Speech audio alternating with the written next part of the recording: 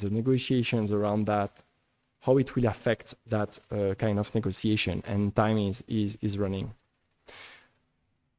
And getting China into the discussion would be even more difficult. There is an history during the Cold War, two actors basically. Now with China is something very different and unknown. Of course, a call for nuclear restraints would really help, and disarmament effort that I think Karma would detail further. And with that, I thank you for your attention.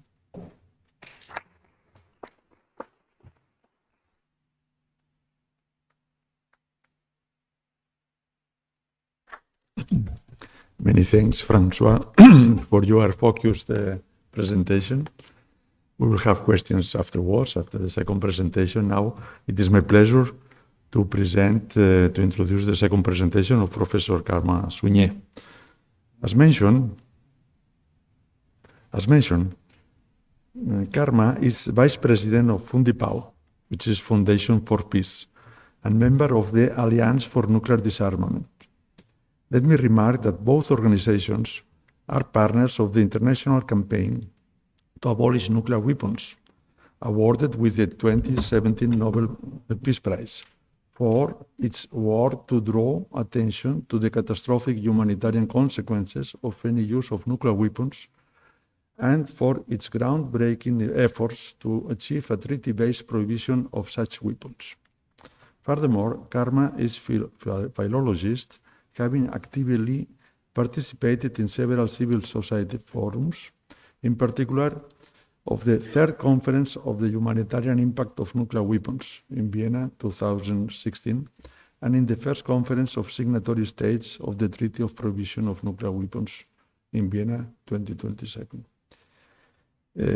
She also participated in the celebration acts of the referred Nobel Peace Prize awarded to the international campaign to abolish nuclear weapons in Oslo 2017. Karma will present the topic by also showing the consequences of exploded atomic bombs and by addressing several coordinated actions of civil societies and cities from different countries through international campaigns for abolishing nuclear weapons by dismantling arsenals and strengthening treaties. The costs of nuclear weapons will be also tackled. Karma, the floor is yours. Thank you very much. Thank you very much, Alejandro. Good evening. Thank you for being here today. Those of you attending in person as well as those online. I would like to thank the Barcelona Knowledge Hub of Academia Europea for inviting me to this 8th Frontier Scientific Dialogue on the threats of worldwide massive destruction posed by nuclear weapons. Being here today gives me the opportunity to speak on behalf of ICAN, the international campaign to abolish nuclear weapons, which will be discussed later. On behalf of Fundipau, the Catalan peace organization I've been involved with for over 16 years, I would say. Also on behalf of la Alianza por el Desarme Nuclear, a 2-year-old Spanish network of organizations and individuals whose common goal is to lobby the Spanish government to sign and ratify the TPNW, the Treaty on the Prohibition of Nuclear Weapons, which will be further developed here.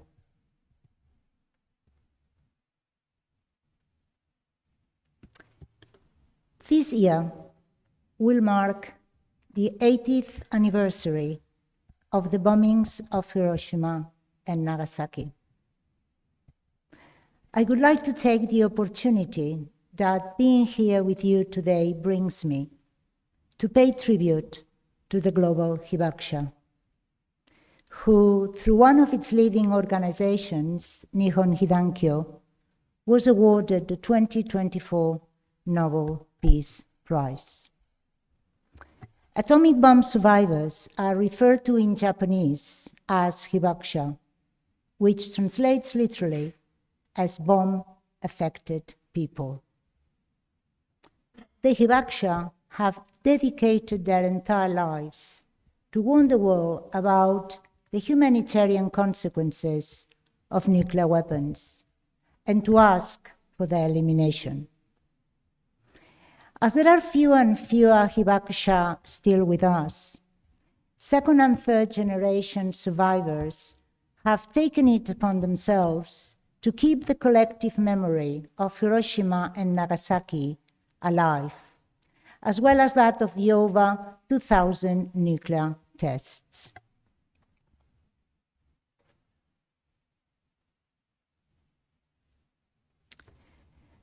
I would like very briefly to tell you the story of the woman in the picture. Her name is Setsuko Thurlow, and she's been the spokesperson for the Global Hibakusha for many years, and a Hiroshima bombing survivor herself. And I quote, "I was 13 when I saw a very strange light over my city, Hiroshima, and I lost consciousness. When I woke up, everything was dark. I thought I was dying. I heard the voices of friends asking for help and some people trying to get me out of the rubble. When they managed to get me out, everything was on fire, and many of my friends had burned to death. Members of my family also perished. At night, we saw the city of Hiroshima in flames. It looked like a ball of fire. It was heart-rending." Setsuko has devoted her whole life to fighting so that no other human being should ever again have to suffer the consequences of a nuclear bomb. Let's move forward in time and stop about 3 years ago, just before the illegal invasion of Ukraine by Russia and the terrible war that unfolded. Before then, for the greatest part of the public opinion, the nuclear threat seemed a far-fetched possibility that had been overcome with the end of the Cold War.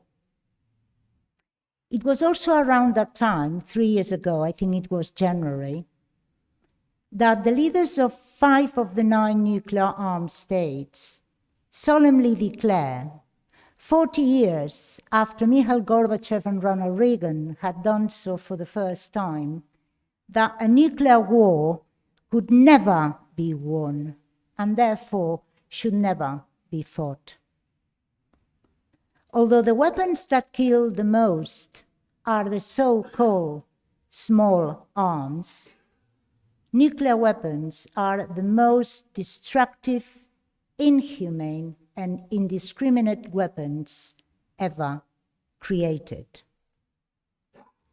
But in spite of knowing about their destructive power, and as my colleague Francois referred to earlier, according to the Stockholm International Peace Research Institute's latest 2024 report, there are still over 12,000 nuclear weapons in the hands of 9 countries, all of them an average 100 times more powerful than the bombs that detonated over the cities of Hiroshima and Nagasaki, and many of them ready to be used within minutes. As the doomsday clock announced yesterday, we are 89 seconds to midnight. We are 1 second closer to full destruction than we were last year. By the way, the doomsday clock is a tool used by the Bulletin of the Atomic Scientist based on different parameters to announce how close we are to total destruction. The risk of nuclear weapons today is at an all-time high because amidst international tensions, nuclear weapons play an increasingly predominant role in international relations, with the use of explicit threats, the trivialization of strident nuclear rhetoric and show of force, new nuclear sharing arrangements, and ever-increasing nuclear spending, fueling a new arms race. In the year 2023 alone, the 9 nuclear armed states spent $91.4 billion in their nuclear arsenals. Although nuclear weapons have not been used in war since 1945, thousands of nuclear tests have been carried out by many of the nuclear armed states until 2017.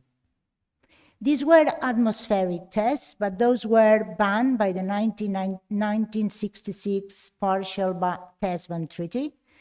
So then they carried out underwater and underground tests. These tests took place in the deserts of Algeria, Kazakhstan, large areas in the Pacific like the Marshall Islands, where the US carried out the so-called Bravo test with a thermonuclear atomic bomb, and 100 other tests. And other islands in the Pacific, mainly former British and French colonies, Australia, New Mexico, and Nevada, just to mention the most affected areas with lasting humanitarian consequences for the indigenous peoples, who are still claiming moral and economic compensation, as well as environmental remediation. These are the only weapons of mass destruction that were not prohibited until 4 years ago. Actually, last week, on the 22nd of January, was the 4th anniversary of their prohibition. And they constitute the biggest threat to the health and welfare of humanity. As Francois mentioned earlier, and in very detailed form, the catastrophic consequences of these arms are unimaginable. They transcend national borders and cannot be adequately addressed. Many voices of experts and humanitarian and medical organizations warn that the use of nuclear weapons would make any type of assistance futile, and it would put the survival of humanity at risk. No health service of any region in the world would have the capacity to treat the hundreds of thousands of seriously wounded due to the explosion, the heat, and subsequent radiation. But to the immediate and short-term humanitarian catastrophe, we must add the mid- and long-term devastating consequences on the environment, socio-economic development, food security, and the health of future generations, and would have a disproportionate impact on women and girls due to the ionizing radiation. Therefore, the only way to treat the effects that nuclear weapons would have on people's health and the health of the environment is to prevent any use of such weapons. We must advance towards nuclear disarmament through the prohibition of nuclear weapons, and therefore avoid the detonation, either accidental or intentional, of any nuclear warhead. And this was precisely the goal when, in 2007, ICAN, the International Campaign to Abolish Nuclear Weapons, was born in Australia. ICAN is a network of 652 organizations, mainly grassroots organizations in over 100 countries, working for nuclear disarmament. From the outset, the campaign has focused on redefining the public debate around such weapons and prioritize the humanitarian consequences of the detonation of nuclear arms. Recognizing the humanitarian impact of such weapons means to prioritize the humanitarian disarmament approach to dealing with weapons that cause unacceptable harm and are indiscriminate, in contrast with traditional arms control and non-proliferation initiatives, which are driven by national security interests. It was precisely this humanitarian approach that triggered the necessary backing for the United Nations to start negotiating a process that ended up on 7th of July 2017 with the adoption of the UN Treaty on the Prohibition of Nuclear Weapons. In December that year, the international campaign ICAN was awarded the Nobel Peace Prize for its relentless work towards a world free of nuclear weapons.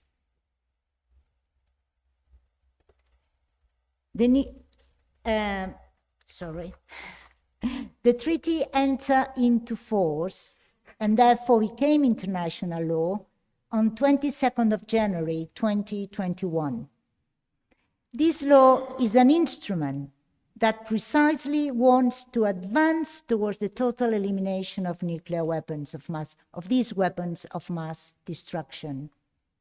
From that moment, nuclear weapons were not only immoral, but they also became illegal and thus prohibited, in the same way as chemical and biological weapons, anti-personnel mines, and the cluster munition weapons, all of them prohibited under the humanitarian criterion, that is, for the harm they cause. The new treaty prohibits any activity involving nuclear weapons, that is, to develop, test, make, transfer, store, share, use, or threaten to use nuclear weapons. Moreover, as the Comprehensive Test Ban Treaty hasn't entered into force yet, due to the refusal to adhere to it by some nuclear-armed states and others, the TPNW prohibits nuclear tests anywhere in the world, and it contains the necessary provisions that commit the parties to finally address the humanitarian consequences of decades of nuclear tests and for the bombings of Hiroshima and Nagasaki. Since its entry into force, the TPNW has 73 state parties and 24 signatories. That amounts to half of the world countries. Unfortunately, not one of the 9 nuclear-armed states, or the states under the nuclear umbrella, or the NATO states, has either signed or ratified the treaty. In Europe, only Ireland, Austria, and Malta have signed and ratified.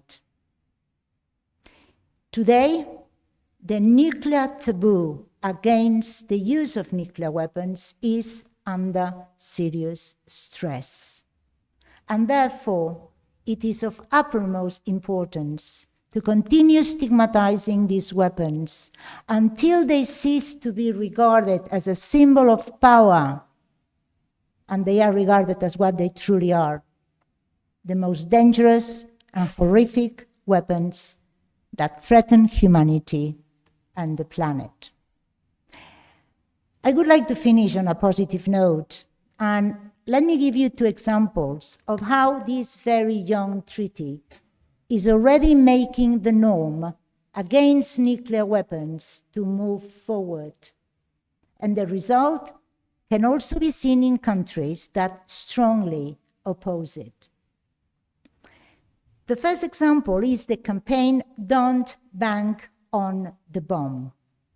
Since it was launched, it has already resulted in 58 financial institutions adopting, implementing, and publishing a policy that prevents any financial involvement in companies producing nuclear weapons. As a whole, to date, a total amount of 1.6 trillion euros in shares and assets have already been divested from the nuclear arms production industry. The second example is the Cities Appeal campaign led by Mayors for Peace. Mayors for Peace is the largest international network of cities working for peace and disarmament. Since the campaign was launched in 2017, it has already resulted in over 8,000 cities in 166 countries, including the US, Russia, and other nuclear armed states, speaking out against nuclear weapons by passing motions in support of the TPNW. In Europe, it is relevant to note that the campaign is being very successful, especially in those NATO countries that host nuclear weapons, like Germany, the Netherlands, Belgium, or Italy. In Spain, the campaign has also been very successful, and it gained momentum in 2020, but we have already achieved over 100 local governments giving support to the TPNW and committing to put pressure on the Spanish government to sign and ratify the treaty. We cannot forget that cities are the main targets of these weapons, and therefore they have the responsibility to denounce nuclear weapons being part of the national as well as the international security policies. We can't drive nuclear war to extinction by ignoring it. Instead, we must dismantle arsenals, strengthen treaties, and reinforce anti-nuclear norms. Thank you very much.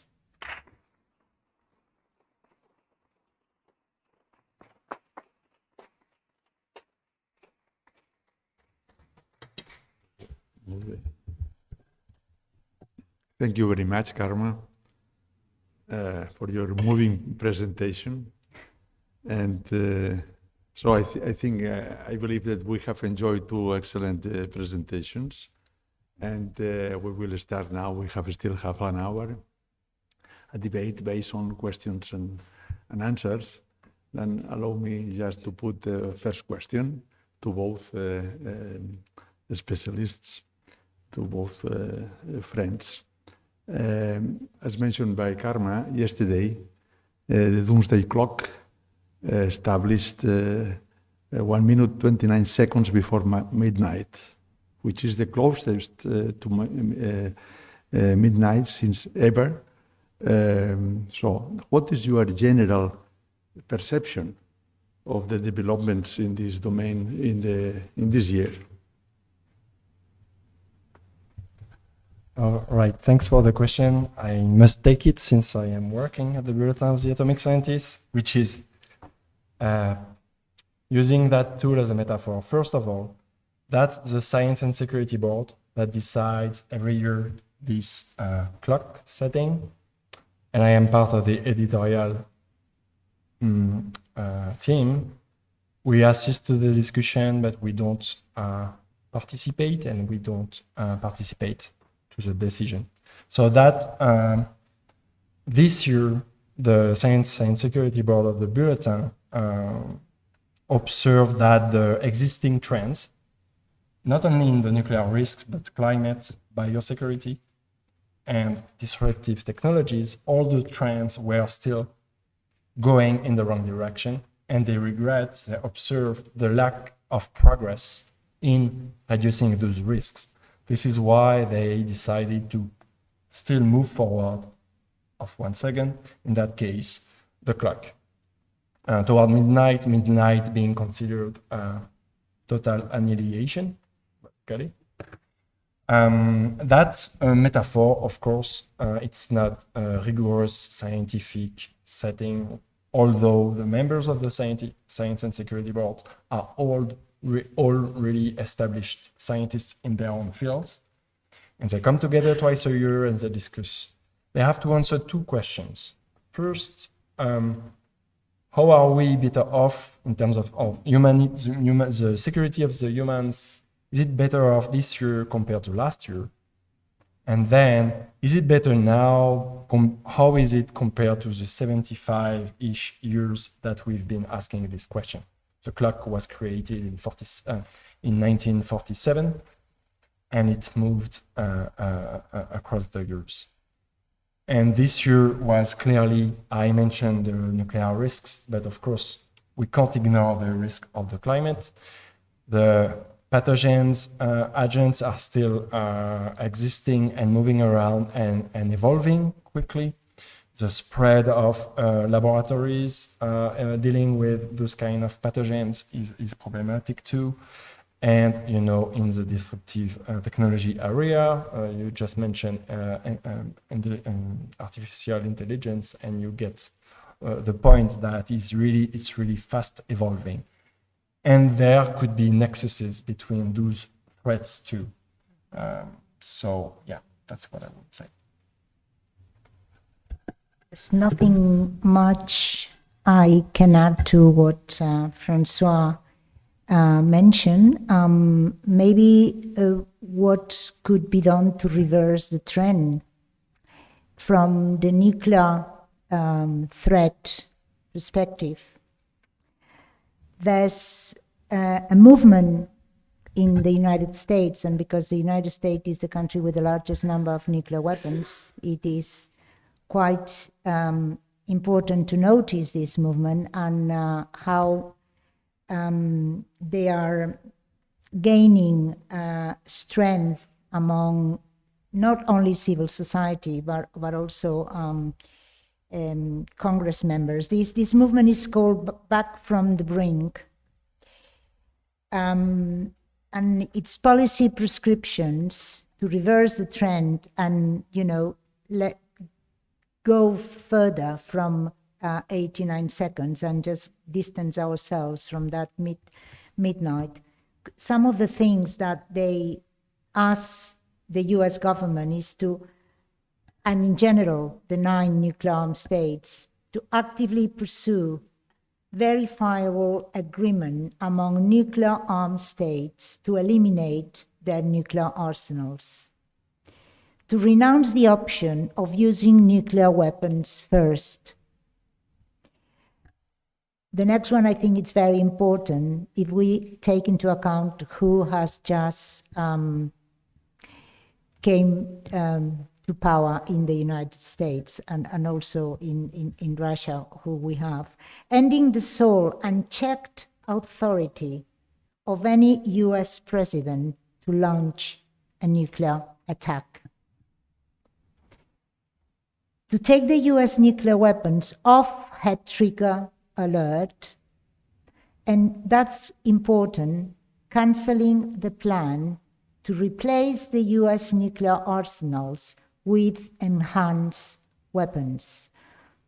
Enhanced weapons are these type of nuclear weapons that would have a low yield thermonuclear weapon, but which is designed to maximize lethal neutron radiation in the immediate vicinity of the blast, while minimizing the physical power of the blast itself. That's why they are called enhanced. And apparently the US is, there's a lot of funding into these new weapons. So this is what I would add to what Francois. So how can we reverse the trend? Thank you, Karma. In fact, also related to this question, I think we have heard in the last times that some European countries are preparing themselves for a war. I can tell you that I was surprised. I have worked for the European Commission many times in the research areas, scientific areas. And let me inform you that for the first time last year, a specific call of the program Horizon Europe was called in something related to the topic we are discussing now. The call launched last year by the European Commission within the Horizon program was cost-effective, sustainable technologies and crisis management strategies for large-scale protection of population and infrastructures after a nuclear blast or nuclear facility accident. I mean, the nuclear blast is the first time that this is mentioned in some research program of the European Commission. I mean, this is a signal. I think this is also a signal to be taken into consideration. I mean, the deadline was finished in November last year, so now is the phase of evaluation. But there are many European institutions that have prepared proposals together, naturally. And so this project will start this year. What does it mean to be prepared for a nuclear blast? I mean, naturally, you have many countries with national emergency plans, let's say. But this is an attempt, in fact, to try to improve and coordinate these national emergency plans. So I think this is an interesting information to be taken into account in the sense that it's the first time that it enters in a kind of European multi-national and disciplinary activity, because in these proposals you can imagine that you have from hospitals, regulatory bodies, private companies, research institutions, emergency bodies, etc. Well, and then perhaps link also to this discussion. I mean, naturally, we have seen scenarios presented by Francois of let's say, modest confrontation, only 100 bombs between Pakistan and India, but also a total war, isn't it? But nevertheless, when we listen, we can read, as mentioned at the beginning, that tactical nuclear weapons could be considered. Also because tactical nuclear weapons are supposed to be smaller, with a focus, lower impact, in theory, then the temptation, the probability, the feasibility to make use of this possibility, of this, let's say, small tactical nuclear weapon, is higher. So in that case, I would like to ask also Francois and Carme, which could be the effects of use of a tactical nuclear weapon, but only one, let's say, one specific bomb without escalation. In that case, naturally, these plans perhaps could be useful, not for a total war, but nevertheless, just perhaps some thoughts about this possibility, this scenario, this possible scenario of a unique tactical nuclear weapon. You are the expert. Yeah, all right. That's a tough question. First, I think when we say tactical nuclear weapons, it's really a word that is ambiguous. It's like non-strategic. So it's considered like generally with a lower yield, and the type of launchers that are used, launch platforms, is kind of different. I don't know what to think. It was discussed, of course, during the early month of the war in Ukraine that Russia could do something if pushed. And And they never did that in the end. I think Putin realizes the tremendous implications of whatever nuclear explosion happening, being just a demonstration of force, could actually be considered also a demonstration of weakness. But this scenario could happen in the end, in the sense that there is still the possibility of a miscalculation of some sort. You know, the new missile, I don't remember its name now already, but in very early January or late December that Russia used without telling everyone, this is a nuclear capable missile, which means that it can have both a conventional warhead or be equipped with one or more than one, actually, nuclear warheads. That adds a lot of uncertainty at the moment in which, when it's launched and detected, you can't really know if you are an adversary, whether this is tipped with a nuclear weapon or not. And this kind of missile can reach European capitals within 15, 16 minutes. So very little time to react and so on. So, but then what I want to add is that we don't know, we have no experience actually of a nuclear explosion happening in a wartime. When the atomic bombings of Hiroshima and Nagasaki occurred, only one country had a nuclear arsenal. So there was no question of escalation. One country escalated by itself, right? There was no possibility of uncontrollable. So I would really doubt any kind of theories that tells you that a limited nuclear exchange is something more or less doable. A lot are pushing forward ideas around that. And I'm kind of concerned with those even investments in accepting basically that a nuclear blast could happen. Really, that's really a breach of the norm against the nuclear use. But it's also the reality that countries are now trying to figure out how to respond to a problem that has been long ignored and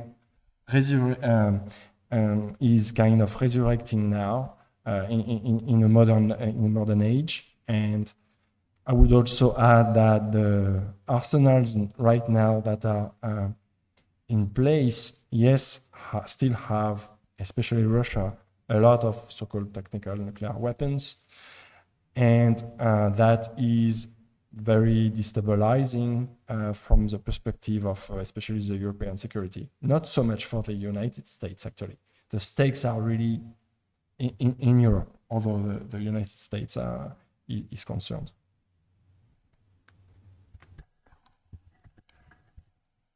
I would just add that considering that all nuclear weapons today, even tactical nuclear weapons, are on average 100 times more powerful than the bombs that detonated over Hiroshima and Nagasaki, can you just imagine what will happen to a city like Barcelona if one of the low-yield weapons was just dropped over the city? I think it's totally unacceptable, and it's the argument they use, meaning, okay, we've got these, tactical nuclear weapons are more acceptable than strategic nuclear weapons. Non-nuclear weapon is acceptable. The only way to avoid any damage, any harm to not only to human beings, especially to human beings, but also to the environment, and to continue living in the world as we know it, is the total elimination of them, and start by disarming. That's what I think. I would like to add something around that idea of disarmament, which is very difficult for the nuclear powers to just accept the idea, especially since the war in Ukraine. Nuclear, if we are talking about nuclear weapons now, it's because they have become, again, more relevant. And it's easy to make the connection between your security as a European country or whatever, or South Korea, for instance, if you think that Ukraine would probably have not been invaded if it had nuclear weapons of its own, for instance. And it's arguably something to consider. The problem then is that there is nuclear disarmament is a very difficult but very important, of course, task to do. But in the meantime, there are very things that can be done. For instance, the United States still doesn't have a no nuclear first use policy. That's something that if you have such a decision and the president can take it, you reduce enormously the risk, because you are saying, no matter what happens, I will never use a nuclear weapon first, which basically you are telling your adversaries that you won't be the aggressor in that case, right? And that's something that has been going on and off, and it's still not on the table. Then there is the possibility, of just not funding new weapons. For instance, there is a sea-launched ballistic missile, well, in the US, which is a program ongoing, which is thought about a theater around a conflict with China, in which the US could rely on this kind of new weapon. There is no need for this kind of weapon anyway, and still it is funded. If it is defunded, then it's also something less on the table on your arsenal whenever you make this kind of... So in between, and as a matter of fact, I want to recall that the Non-Proliferation Treaty, right, that nuclear weapon states have signed, except North Korea, India, and Pakistan, they are obligated by that treaty to work toward nuclear disarmament. So it's an obligation that they must work toward that in the first place, right? Okay, thank you. Perhaps there is some question from the audience. Please. Thank you very much. My question is, which are the pressures that could lead the governments to do something on disarmament, to do something on signing treaties, from up or from down? So, for example, you have not said a word of international organizations. They don't have any power on that. They cannot act as a lobby. This is from up. Or from down, the kind of movements you are saying. So, for example, Karma, you have been talking on Donbank, on the bomb. So, this kind of things may have enough pressure to the governments to make them to do something on that. So I find an unrealistic gap between the governments that take the decisions and going up, international agencies going down to our actions.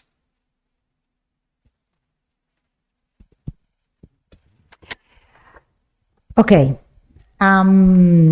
Well, international organizations, they exist. I mean, the UN Treaty on the Prohibition of Nuclear Weapons was negotiated by diplomats in the United Nations in New York. And it was signed by 122 countries, which and after that, it could be adopted and became in international law. I mentioned during my presentation that half of the countries in the world are state parties of the TPNW.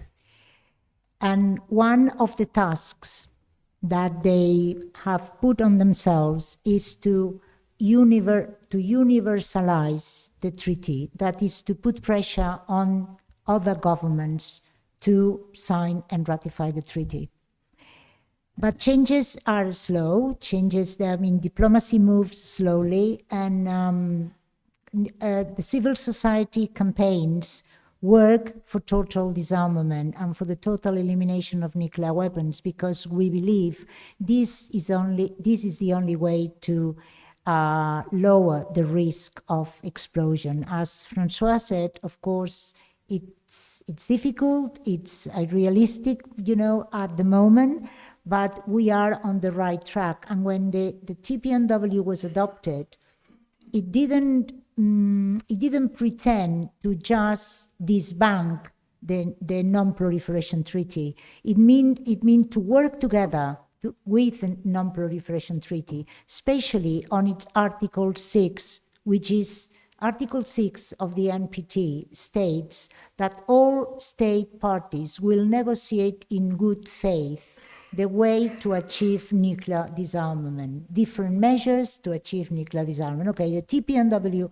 is one such measure, because it is a treaty that through its prohibition wants to achieve complete disarmament. But of course, the gap, the distance between civil society and the campaigns for nuclear disarmament and what the politicians and politics and governments.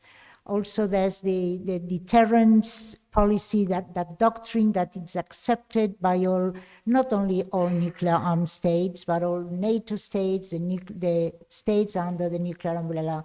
They accept the nuclear deterrence policy as the one that will avoid any nuclear confrontation. However, I could tell you that something that is so destructive, it can be so destructive, it may make you feel stronger, but it doesn't necessarily translate into feel safer,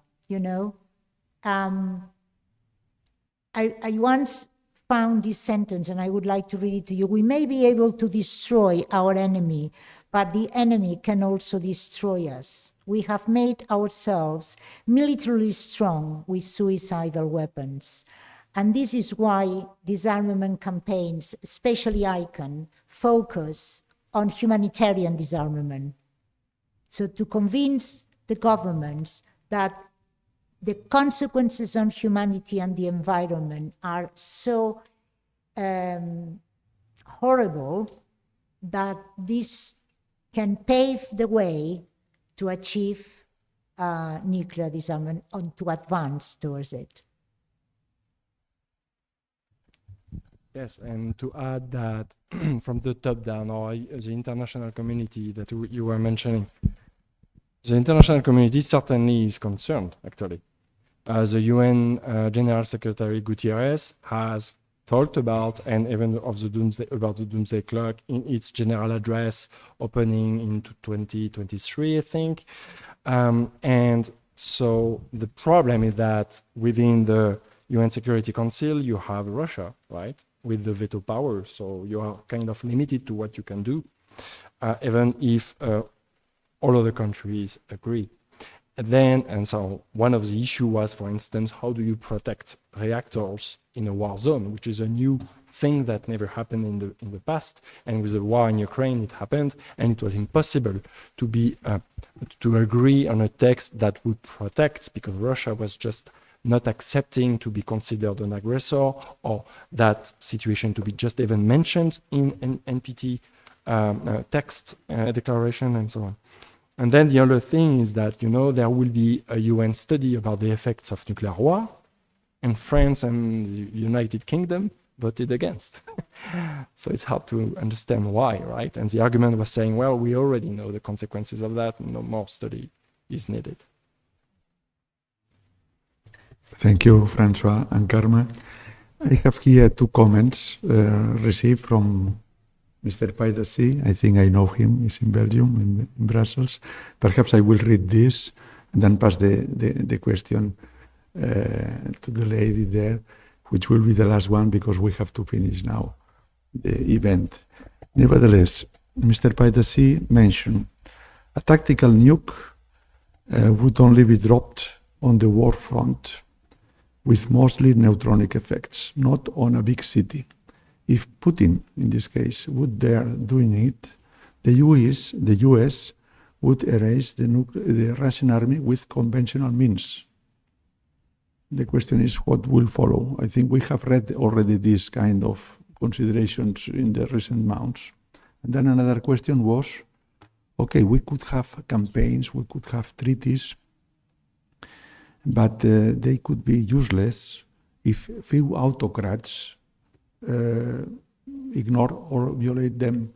I mean, only way out would be to trigger the populations of these states against these leaders. But the challenging for democratic societies would be how to do this. So the question is what practical solution to this issue, and in particular to the critical Ukraine conflict right now. I mean, I leave the question open because I mean this cannot be answered in 1 second. Thank you very much, Mr. Paidersi, for the question. And then we pass the floor now Okay, to the audience. Thank you very much for the very interesting presentations. I just have a feeling that when we talk about the agreements, the arguments based on the destructive power for humanity of nuclear weapons, the bottom-up pressure, the diplomatic pressure, the organizations that are engaged in it, and the kinds of agreements that we can arrive at. I just have this feeling that this is the kind of thing that is kind of slow moving in many ways. And it's the kind of things that are wonderful initiatives that have been going on for a long time and they're giving some results. The problem is that right now we probably are right to feel that we are in a situation that is very different from the situation we thought we were, like, say, 10 years ago, in the sense that what we have now is something that may be quite well described as a clear and present danger. There is a danger of use of weapons, nuclear weapons in the Middle East. There's maybe a serious danger of use of nuclear weapons in Ukraine. And how are we going to, is there anything that we can do that is like kind of emergency, diplomacy, to just forestall these dangers?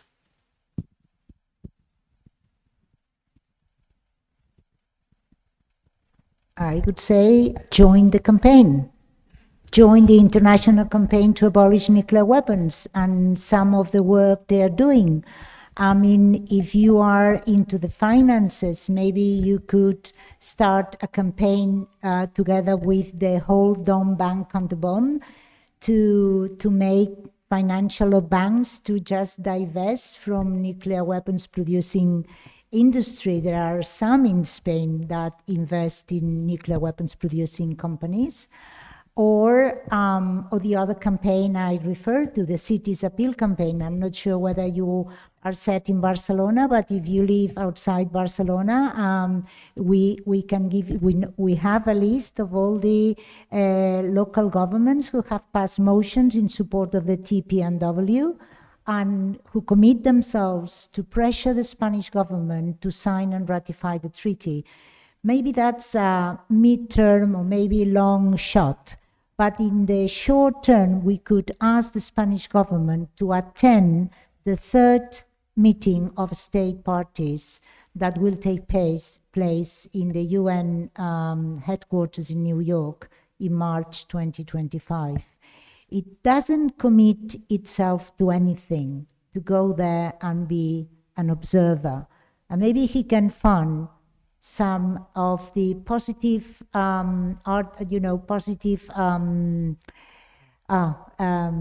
obligations of the UN treaty, which is the economic and moral compensation and environmental remediation, because the treaty is already moving, is already in place, and is already being deployed with the positive obligations which concern nuclear tests and nuclear victims. So from the point of view of an activist who is used to things working slowly and not getting depressed by it, but is slow and steady and moving forward.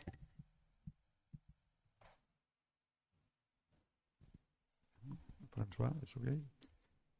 Well, perhaps we can close this event.